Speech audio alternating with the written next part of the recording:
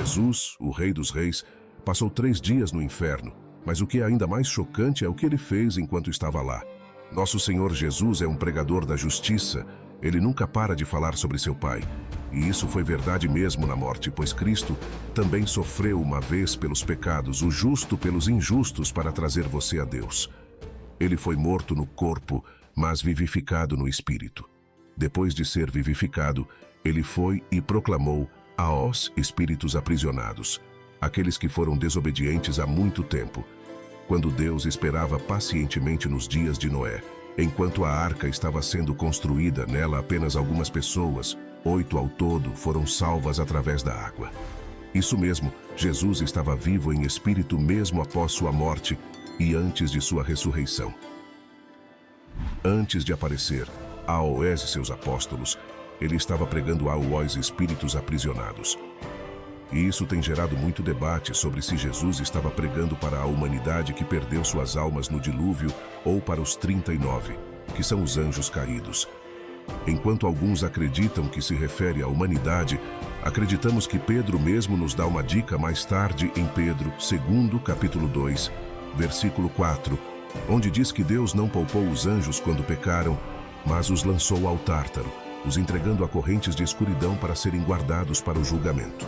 O Tártaro é um lugar separado do inferno, uma prisão onde eles são mantidos reservados para o julgamento. Parece bastante claro, então, que Pedro estava falando sobre anjos caídos quando mencionou espíritos sendo pregados na prisão. O próximo ponto de controvérsia é o que significa exatamente Jesus pregou para eles. Pode ser que os anjos caídos tenham uma segunda chance? Provavelmente não, mas não temos certeza. Embora não mencione que os demônios serão lançados no lago de fogo e enxofre juntamente com Satanás e seu falso profeta. Jesus mesmo nos diz explicitamente em Mateus, capítulo 25, versículo 41. Então ele dirá também aos que estiverem à sua esquerda: Apartai-vos de mim, malditos, para o fogo eterno, preparado para o diabo e seus anjos. Portanto, claramente os anjos do diabo serão lançados nesse fogo eterno junto com Satanás. Isso parece bastante claro, não é? Mas há um grande problema, e esse problema é Apocalipse capítulo 12, versículo 9, onde diz: E foi precipitado o grande dragão, a antiga serpente que se chama o Diabo e Satanás, que engana todo o mundo. Ele foi precipitado na terra, e os seus anjos foram lançados com ele. Como os anjos de Satanás estão sendo lançados na terra, se já estão aprisionados no Tártaro?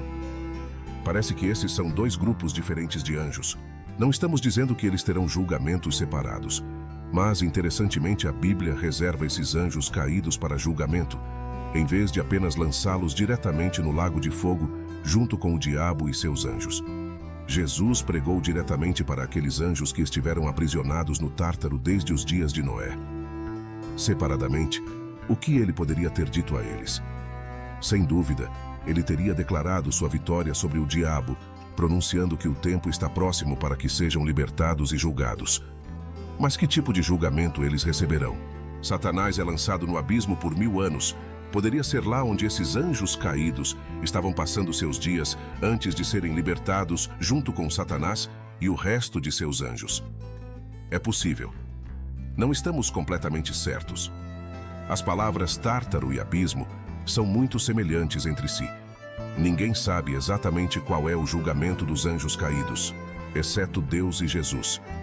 Por exemplo, Satanás é lançado no lago de fogo e enxofre, enquanto aqueles que não estão escritos no livro da vida são lançados apenas no lago de fogo, significando a segunda morte. Seja qual for o caso, a pregação de Jesus para esses anjos caídos deve ter sido significativa.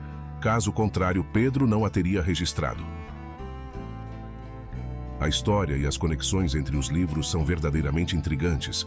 Convido você a compartilhar nos comentários suas reflexões sobre o assunto. Além disso, gostaria de convidá-lo a nos seguir nesta comunidade e a deixar seu like se apreciou o conteúdo. Seu comentário é valioso e nos ajuda a aprofundar nossa compreensão da palavra divina de Deus.